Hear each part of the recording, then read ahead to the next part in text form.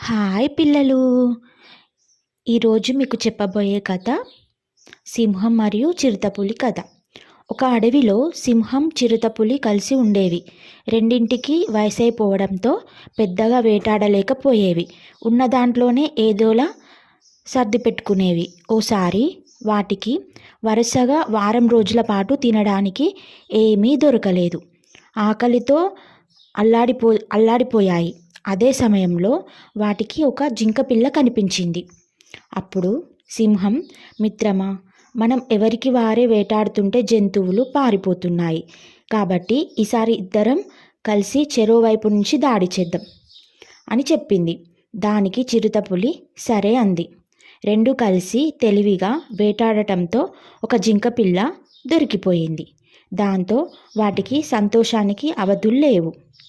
అయితే సింహం మాత్రం కలిసి వేటాడాలన్న ఆలోచన మొదట నాకే వచ్చింది, కాబట్టి ముందు నేనే తింటాను అంది. దానికి చిరుతకు ఎక్కడలేని కోపం వచ్చింది. దాంతో అక్కడే ఉన్న ఒక చిన్న జింకపిల్ల ముందు, నువ్వు తింటే మొత్తం తినేస్తావు, ఇద్దరం కలిసే వేటాడం, కాబట్టి కలిసే తిందాం అని చెప్పింది. దానికి సింహం ఒప్పుకోలేదు. మాట మాట పెరిగింది.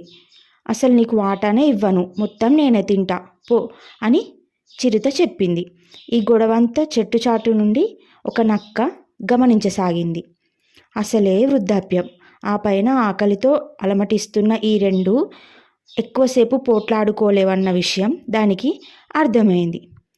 గొడవ పడి పడి సింహం, చిరుత అలసిపోయి ఒక దగ్గర కూలబడ్డాయి. అదే అదుననుకున్న నక్క గబాలున జింకపిల్లను లాక్కొని పారిపోయింది.